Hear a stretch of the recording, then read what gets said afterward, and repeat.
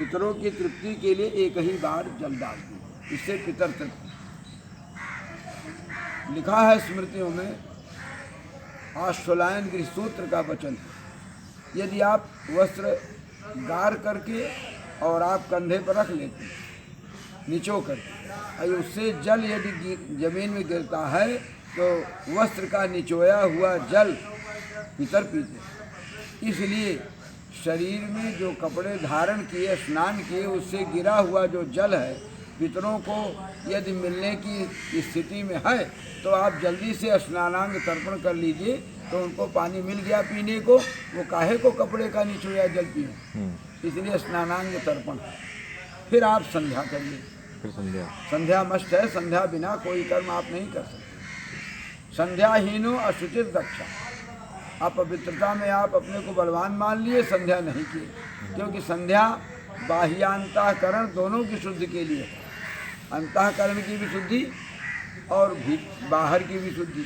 सबाह्याभ्यंतरा शुचि मंत्र भाग कहते हैं। तो ऐसी परिस्थिति में आप संध्या करें।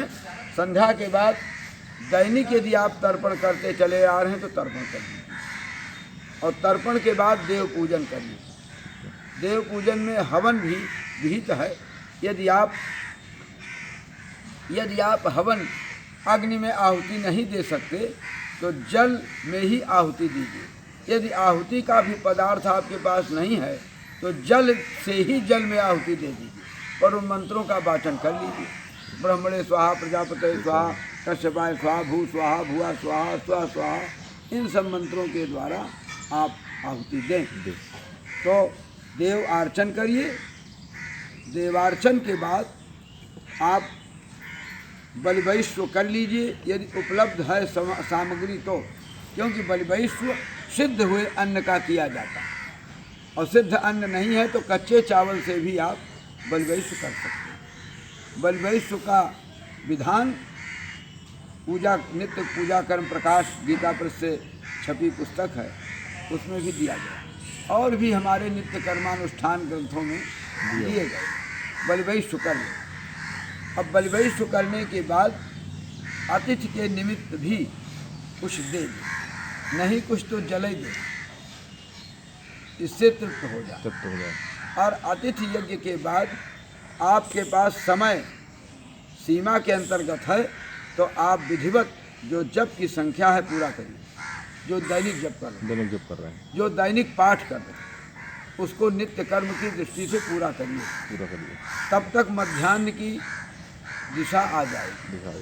तो मध्याह्न में आप कुतुब समय पितरों के तर्पण के लिए श्रेष्ठ का कुतुब कहते हैं मध्याह्न को 11 से 1 बजे का मध्य समय कुतुब समय, उस समय आप तर्पण करिए। तो आपके नित्य कर्म पूरे हो गए जितने चले आ रहे हैं। नित्य कर्मों में नया कोई नैमित्तिक कर्म पितृपक्ष के पितरों के अलावा नहीं जोड़ना। अन्य नित्य कर्म की वृद्धि नहीं करनी है। अन्य जो नित्य कर्म नैमित्तिक बनने वाले हों उनको नहीं करना। पितृ विभाग को छोड़कर, पितृकर्म को छोड़कर, इसलिए आप तर्पण करें। और तर्पण करने के बाद मध्याह्न संध्या का सूर्यार्घ्य दें। मध्याह्न सूर्य का और गायत्री का जप कर लें। फिर आप भोजन की प्रवृत्ति में जाते हैं तो भोजन के समय बलिवैश्व करें, भोजन करें, विश्राम करें। फिर ग्रंथों का अवलोकन, स्वाध्याय करें। स्वशाखा नाम अध्ययनम स्वाध्याय, अपनी शाखा का अध्ययन करें। जिसकी जो शाखा है उसका अध्ययन करें। यदि वो शाखा नहीं है तो हमारे आचार्यों ने ऐतिहासिक वृत्त के आधार पर पुराण और इतिहास इन ग्रंथों का पठन पाठन करें, स्मृतियों का पठन पाठन करें। सायंकाल की निकटता आ जाने पर शरीरोचित कर्म करे, गृहोचित भी कर्म कर ले। यदि किसी को पूर्व पाली में जीविका की दृष्टि से नौकरी, चाकरी, ठेकेदारी, अध्यापन, चिकित्सकीय वृत्ति से, अध्यापन वृत्ति से, इन सभी किसी वृत्तियों से यदि जीविका चलानी है तो मध्याह्न में नित्य कर्म को अपनी विधा, अपनी सीमा के अनुसार संक्षेप करता हुआ तर्पण कर ले और तर्पण करके भोजन आदि क्रिया को संपन्न करके अपने जीविका में प्रवृत्त हो जाए। मध्याह्न की संध्या अपने कार्यालय अपने दफ्तर में बैठ करके मानसिक कर ले और फिर अपराह्न की क्रिया में अपना कार्य करे। स्वाध्याय अध्ययन की दृष्टि से सत्संग दैनिक करना चाहिए। तो ऑफिस कार्यालय में जहाँ भी हैं वहीं आस्तिकों को लंच के समय इकट्ठा करके आप सत्संग करिए। भोजन में कम समय दीजिए, जो टिफिन ले गए हैं उसमें समय कम दीजिए और सत्संग में समय ज़्यादा दीजिए। सत्संग करिए और सत्संग करने के बाद सायंकाल की संध्या उपस्थित हो गई, मानसिक कर लीजिए। 5 बजे की छुट्टी हुई, आप कार्यालय से बाहर आइए और फिर निवास पर पहुँचिए। स्नानादिक क्रिया का समय समझ करके फिर पुनः उस संध्या को करिए, क्योंकि मानसिक कर लेने के बाद बाह्य संध्या अवश्य करनी चाहिए। मानसिक पूजन तो बहुत ही श्रेष्ठ है। विश्वामित्र कल्प का वाक्य है, मानसिक पूजा बिना जैन, बाह्य पूजा करो तिजा। तो अपने इसमें क्रम जो बनाया वो क्या बना? तर्पण सबसे पहले स्नानांग तर्पण, स्नानांग तर्पण, उसके बाद में फिर संध्या, उसके बाद में फिर देवार्चन, नहीं बलिष्ठ देव, संध्या के बाद पुनः तर्पण, ठीक है। संध्या के बाद पुनः तर्पण, फिर उसके बाद में देवार्चन के बाद जप और फिर पाठ के बाद फिर बलिष्ठ देव, नहीं, फिर विशेष तर्पण, ठीक है। फिर विशेष तर्पण के बाद बलवैश्व यज्ञ भोजन, अतिथि सत्कार। ये उसके लिए है अतिथि सत्कार, ये उसके लिए है जो दैनिक आचरण में ला रहे हैं, जिनको यही अवकाश दे रहा है कर्म करने। अब बीच में हमने जो कर्मचारियों की दृष्टि से, जो वृत्ति की दृष्टि से, जो जीविका की दृष्टि से बंधे हैं, उनके लिए तो यही बताया कि जल्दी से संध्या तर्पण कर लें और करने के बाद देवार्चन, देव पूजन, पाठ जो भी करना हो, बलवैश्व करके भोजन करके वो 10 बजे ही चले जाएं। उसमें अपकर्ष करने की एक विधि, अपकर्ष रूपेण अमुक कर्माहं करिष्ये, अपकर्ष माने एडवांस, अतिरिक्त कर्मों को पहले कर लें, ये विधि है, मध्यम विधि है। और फिर कोई आदमी, कोई छात्र द्वितीय श्रेणी में पास हो गया, सेकंड क्लास हो गया, थर्ड क्लास हो गया तो पास माना जाए, लेकिन नहीं कर रहा है तो बहुत बड़ा दोष है, क्या करने दोषा। गीता भगवती में कहते हैं ना कि प्रत्यवायो ने विद्यते, नेहा विक्रम नाशोस्ती प्रत्यवायो ने विद्यते। क्रम नाश होने पर प्रत्यवाय नहीं, क्रम का नाश नहीं होना चाहिए, क्रम अपकर्ष होकर के हो जाना चाहिए। ये रामदास जी पूछ रहे हैं जलदान की विधि बता दें, मुद्रा एक बार दिखा दें। अच्छा, अब देखिए, किसी दिन हमने चर्चा भी किया था, हाथ का अग्रभाग, हथेलियों अंगुलियों का अग्रभाग ये देव तीर्थ है, और हथेली के बीच का जो हिस्सा है गदूरी के, ये ऋषि तीर्थ, अंगूठा और तर्जनी के भीतर का जो भाग है वो पितृ तीर्थ है, और मध्य में जो मध्य का हिस्सा है वो ब्रह्म तीर्थ, और बीचों बीच के जो हथेली का हिस्सा, अंतिम हिस्सा है, मणिबंध जिसको कहते हैं, वो आत्म तीर्थ, अपना तीर्थ। तो देवताओं को देव तीर्थ से, ऋषियों को ऋषि तीर्थ से, पितरों को पितृ तीर्थ से, अपने को पानी पीना है तो अनपढ़े भी दोनों अंजलि लगा करके जल पी लेते हैं अपने तीर्थ से। हो गया। आचार्य जी, हिंदू धर्म में गौरी कुलकर्णी जी पूछ रही हैं कि आचार्य जी, हिंदू धर्म कठिन होने के कारण क्या कम व्यापक इस ईश की ओर रुचि दिखती है, उसका कुछ समाधान हो सकता है कठिनताओं का? हमारे यहाँ हिंदू धर्म में एक रत्ती कठिनता नहीं, इतना सरल तो कोई धर्म है ही नहीं, इतना सहज और सरल कि वो आपको ये करना है, नहीं हो रहा है उसका रास्ता दिखा देता। आपको तर्पण करना है, तर्पण करने में आपको सुविधा नहीं मिल पा रही है, कम समय है, तो केवल 3 शब्दों में आप तर्पण करें। उत्तर मुख करके, पूरब मुख करके देवताओं को ओम भूर्भुवस्सुः ब्रह्मादेव देवा तृप्यन्ताम्। यद्यपि माताओं को प्रणव उच्चारण निषिद्ध है कि प्रणव से उनका शरीर बना है, इसलिए प्रणवात्मक शरीर होने से प्रणव के उच्चारण का निषेध है। तो वो केवल भूर्भुवा भी नहीं कह सकती, व्याहृति भी नहीं बोल सकती, वेद है, केवल इतना कह दें श्री ब्रह्मादेव देवास तृप्यंताम। तृप्यंतम। अब इसमें अब श्री श्री श्री सनकादया ऋषेश तृप्यंताम उत्तर मुख करके, उत्तर मुख कर श्री मरीचित्यादि ऋषिया तृप्यंताम पूरब मुख करके, पूरा मुख करके कव्यवाड़ नला दया यमा दया पितरा तृप्यध्वम तृप्यध्वम तृप्यध्वम दक्षिण मुख करके, अस्मत् पितृ पितामह प्रपितामह सपत्नीका मातामह प्रमातामह वृद्ध प्रमातामह सपत्नीका सपत्नी के नाम इदम तिलोदकम तेभ्यो सुधा तेभ्यो सुधार तेभ्यो सुधार।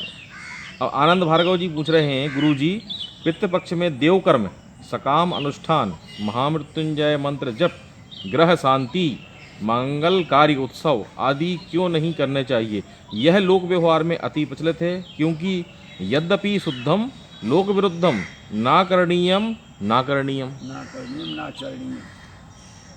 जी। ये तो अच्छा है, प्रश्न ठीक है, पर जो नित्य कर्म दैनिक देव कर्म की दृष्टि से, पितृकर्म की दृष्टि से, ऋषि कर्म की दृष्टि से निरंतर चले आ रहे हैं, उनका लोप नहीं होगा पितृपक्ष में, वे यथावत चलते चले जाए। नया आयोजन किसी को करना है तो उसके लिए परिस्थिति बताई गई। आपत्ति काल में वो आपत्ति धर्म हो गया, क्योंकि धर्म का व्यवहार 4 प्रकार से होता है: साधारण धर्म, असाधारण धर्म, विशेष धर्म, आपत्ति। आपत्तिकालिक जो धर्म है, कोई व्यक्ति मरणासन्न है और उसकी निष्ठा है कि मेरे शरीर की रक्षा की दृष्टि से मृत्युंजय जप करा दीजिए, तो मृत्युंजय का जप तो हो सकता है, लेकिन वेदी इत्यादि का निर्माण नहीं होगा और संकल्प की संख्या नहीं निश्चित होगी। अच्छा, संकल्प निश्चित नहीं होगा। संकल्प निश्चित नहीं होगा। अगर बीच में ही शरीर छूट गया हाँ। तो वेदी आपने रखा, कलश रखा, उसका क्या होगा? उसका क्या होगा? और संकल्प अगर आपने कर लिया लक्ष्य संख्या का, तो उसका क्या होगा? उसका क्या होगा? इसलिए संकल्प संख्या रहितम, संख्या रहित। संकल्प संख्या रहितम कर्तव्यम। कर्तव्यम। मृत्युंजय का जप करें, और भी जो पाठ आदि करना है किसी के कल्याण के लिए, शिव अमोघ कवच का रोग नाश के लिए, पाशुपतास्त्र का मुकदमा जीतने के लिए हाई कोर्ट में मुकदमा लगी गया, आज फैसला होना है। अब आपको पाशुपतास्त्र स्तोत्र पाठ विजय में रणादो विजयी भवे, तो उसका फल है रण में विजय लेने के लिए करना है, तो आप सद्या करिए, संख्या का निर्धारण न करिए। अब इसमें ये बोल रहे हैं कि मंजू सिंह बिशेन हैं, इनका कहना यह है कि हम लोग गया जी, बद्रीनाथ, कुरुक्षेत्र, गंगा सागर हो आए हैं, अब क्या करना चाहिए पितृपक्ष में? अच्छा, बहुत अच्छा आपने गया किया, ये तो बहुत उत्तम बात है। और बद्री नारायण भी मान लीजिए गई हो, तो ये भी उत्तम पक्ष है। तो इसके बाद भी पितरों की तिथि, पितर लुप्त नहीं हुए, उनके शुक्राणु और रजो धर्म से हमारी शरीर का निर्माण है, हम ऋणात्मक हैं, अभी ऋण से मोचित नहीं हुए, इसलिए ऋण मोचन की दृष्टि से पितरों के प्रति श्रद्धा रखना हमारा धर्म है। हम जल दान तो करते ही रहें, अशक्त होने पर पिंडदान न कर सकें तो न करें, ब्राह्मण भोजन करा ही सकते हैं। अगर ये भी न करा सकें तो मात्र जलदान करते रहिए। और ये भी शास्त्र में लिखा है कि यदि कुछ नहीं कर सकते तो पितरों की तिथि पर खड़े होकर हाथ जोड़ करके अपने पूर्वजों का ध्यान करें। अब ना, ये शंभू पाठक जी पूछ रहे हैं, नांदी श्राद्ध करने अनुष्ठान में सूक्त लगता है क्या? सूतक नहीं लगता। सूत क्या कह रहे हैं? सूतक सूतक सूतक नहीं लगेगा। नांदी श्राद्ध तो देववत कार्य, उसमें अपशब्द होने की आवश्यकता नहीं। ये सब पितर देव योनि में जाने की श्रृंखला में है, इस भावना से किए जाते हैं। अब जो महिलाओं के लिए तर्पण के मंत्र दिए हैं वो हमको लिख के चाहिए थे, वो तो बाद में दे देंगे। हाँ, लिख के मिल जाएगा, दे देंगे बाद।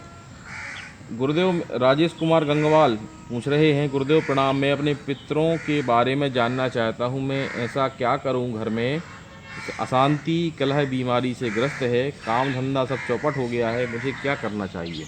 पहले तो आप ये पता कर लीजिए कि जितने लोग अकाल में गए हों उनकी एक लिस्ट बना लीजिए, और काल में भी गए होंगे, क्रियाकर्म नहीं होगा तो उनकी भी लिस्ट बना लीजिए।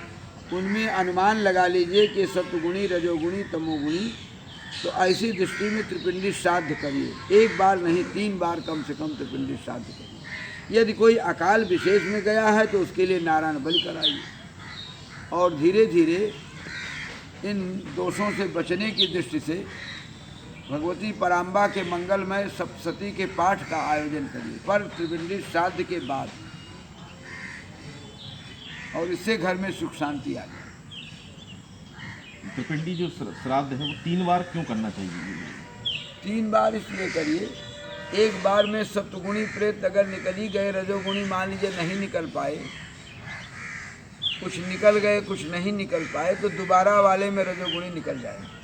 ऐसा तिबारा वाले में तमोगुणी, दोबारा वाले में रजोगुणी निकल जाएंगे, और तिबारा वाले में तमोगुणी जीव प्रायः निकल जाएंगे, और नहीं निकलने की योग्यता रखेंगे तो हट करके अलग चले जाएंगे। वो आपके प्रेत जो उद्धरित हो गए उनका संबंध विच्छेद हो जाए। ये प्रणव शुक्ला जी हैं, ये पूछ रहे हैं अभी हमारा यज्ञोपवीत नहीं हुआ है तो यज्ञ आदि करने से पाप उद्धृत होंगे? हाँ बिल्कुल होंगे। असंवैधानिक बिना लाइसेंस के बंदूक ले लेंगे तो पकड़े जाएंगे, जेल चले जाएंगे। हमारे यहाँ ये आनंद भाई बोलते हैं गुरुदेव हमारे यहाँ ब्राह्मणों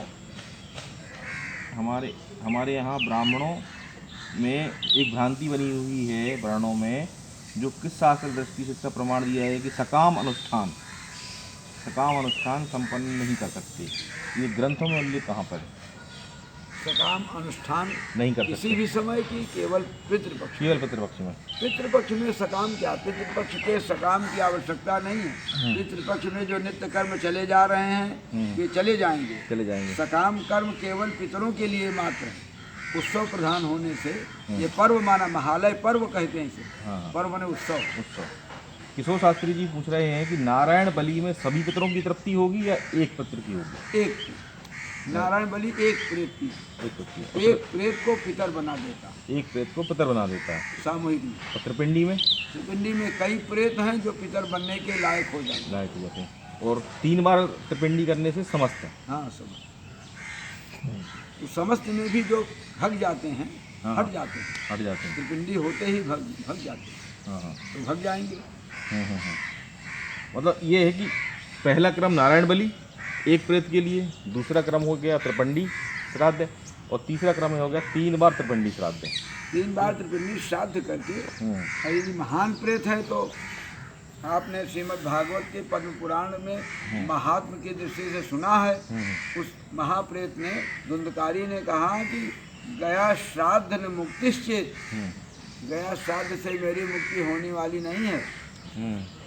उसने गोकर्ण जी से कहा गया श्राद्ध शतैरपि, 100 श्राद्ध गया में करिए तो भी मेरी मुक्ति होने वाली नहीं। क्यों? क्योंकि हमको अल्फाबेट का ज्ञान ही नहीं, वर्णाक्षर का ज्ञान नहीं है। प्रेत से पितर तो हुए नहीं।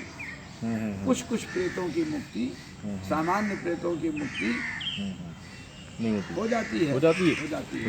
महान प्रेतों की मुक्ति, महान प्रेतों की नहीं होती। यानी ब्रह्म राक्षस आदि की कैटेगरी में जो चले जाएंगे, ब्रह्म पिशाच की कैटेगरी में चले जाएंगे, उनके लिए उनकी मुक्ति संभव नहीं है। हो भी सकती है। परीक्षा में पास भी हो सकता है, फेल भी हो सकता है। अकाल मृत्यु, प्रणव शुक्ला जी हैं, ये पूछ रहे हैं क्या अकाल मृत्यु के व्यक्ति का श्राद्ध और गया श्राद्ध कैसे और कब होता है?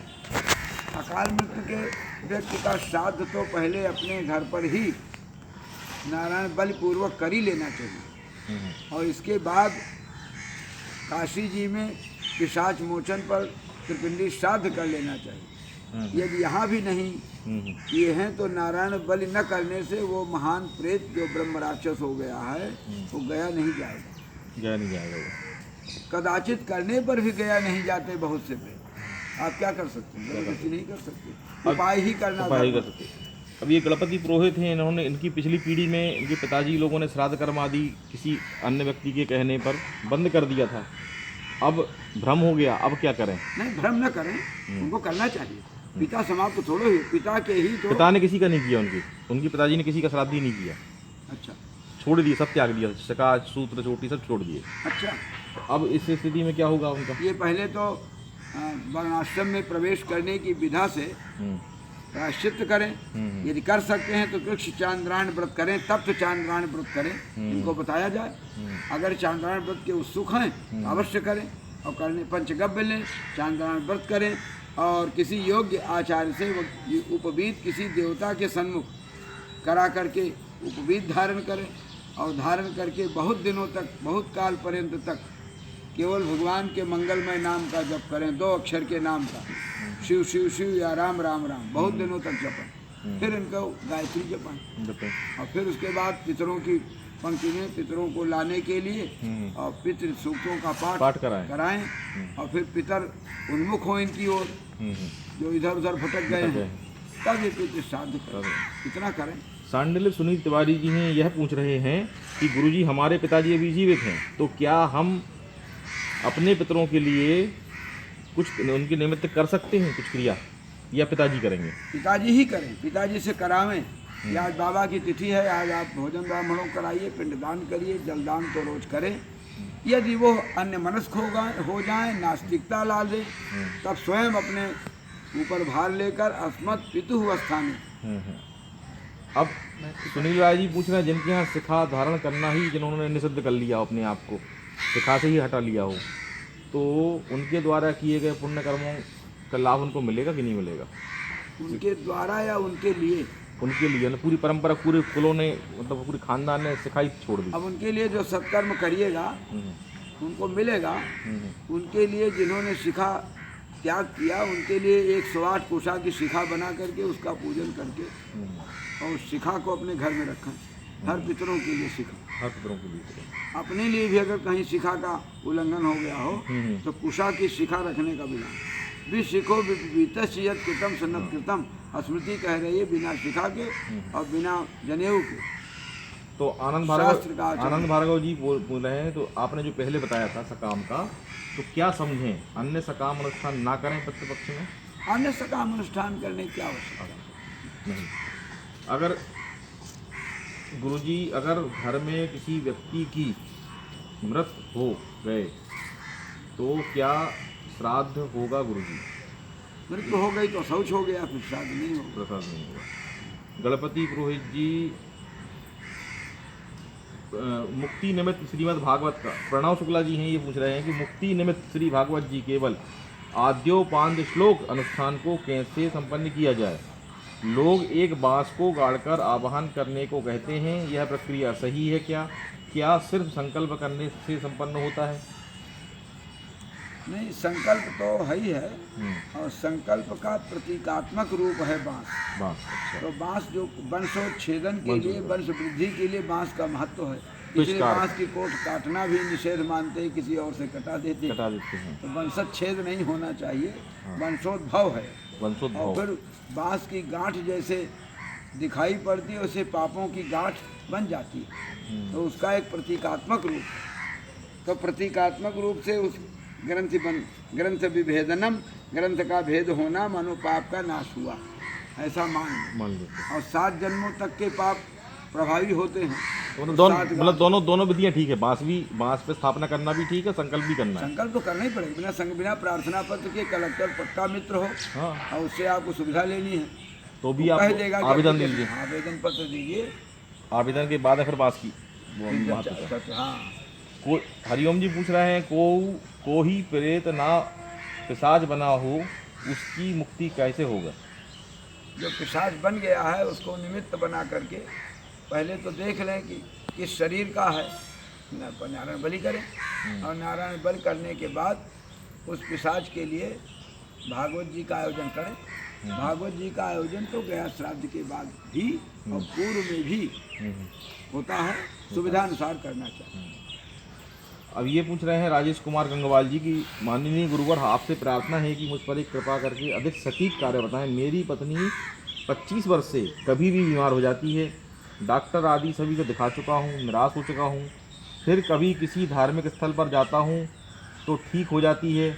क्या पितृदोष है या कोई अन्य दोष है, प्रेत दोष है, क्या है इसमें? हमारी जिज्ञासा शांत करें। ऐसा नहीं करें। इसके लिए मंत्र महारणों में एक नुस्खा है, उसमें कई औषधियों के हवन का विधान, और उसी मंत्र महारणों में दूसरा नुस्खा है, वो मंत्र भावदत्त में, तो वो भी एक नुस्खा है, पत्रों में भी लिखा रहता है। उससे वो औषधि बनाकर उसको अवलेश शरीर में लगाकर स्नान करें, और कम से कम रविवार की संख्या 12, 12 रविवार स्नान करे और जो औषधि हवन वाली है वो औषधि से तैयार हुई भस्म 40 दिन तक शहद से चाटे अथवा दूध में मिलाकर पिए।